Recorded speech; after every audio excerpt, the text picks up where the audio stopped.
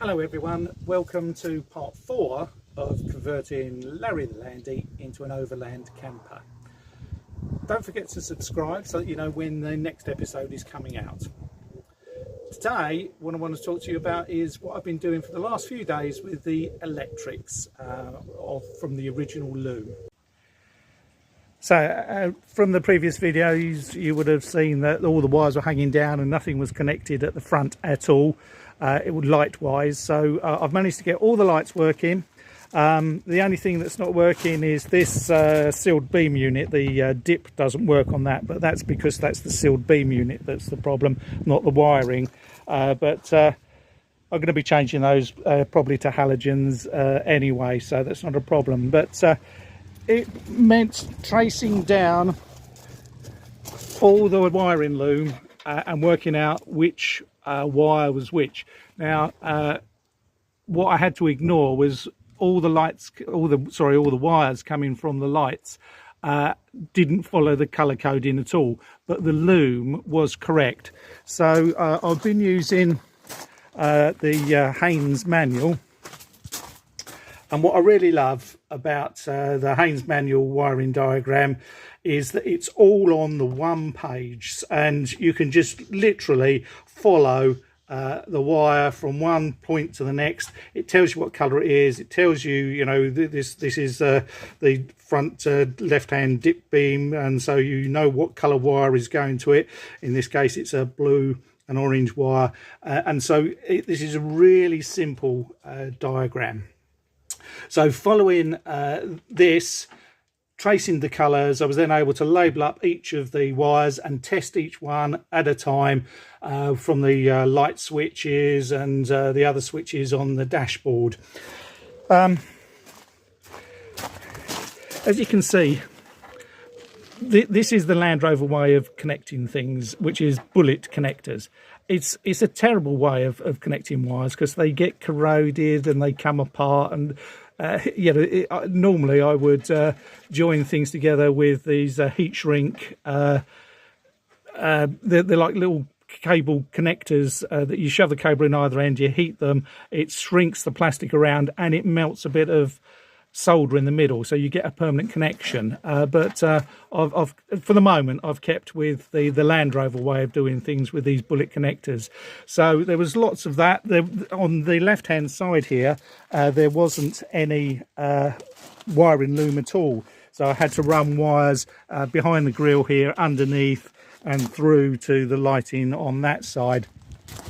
This side, on the driver's side, the loom does go all the way up to the bulkhead, so it was just a matter of finding the right wires, connecting them, and then doing some over to the other side. Stuff like this is to the side repeater indicators.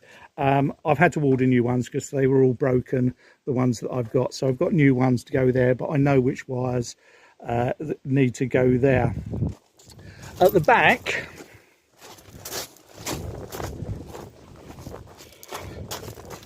again, all the wires hanging down. There's loads of wires here. Most of them are completely redundant. I mean, that set there is completely redundant. It's just, I don't know what it was for, but I need to cut that off.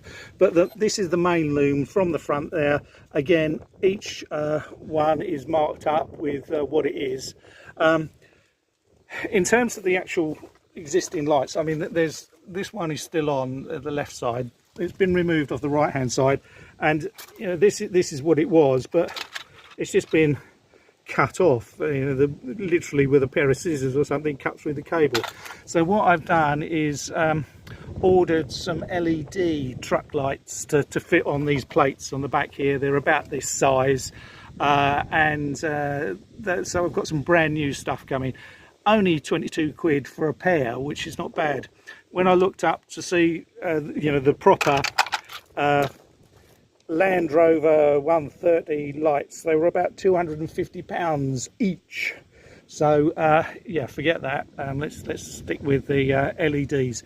The only thing that I might have to do is for the indicators, I'll probably have to put in some resistors to fool the indicator relay into thinking there's not a bulb out. Otherwise they'll be flashing away at double speed, which is what normally happens if you don't have a bulb. On the front bulkhead I was able to reconnect the brake light switch, and over the other side the heater is connected, so they all work now. I did reconnect the loom to the windscreen wiper, but that doesn't park. So I took this park switch off. You just flip it sideways and pull it out and the park switch comes off.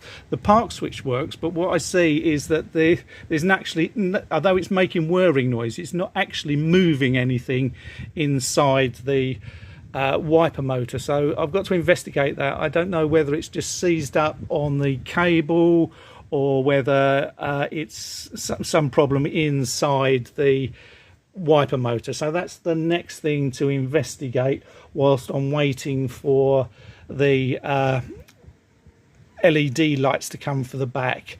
I also have ordered a trailer cable with seven wires in it so that I can join the backlights together. So that's how things are with electrics at the moment. So I'm quite pleased. I mean, the switches work on the front there.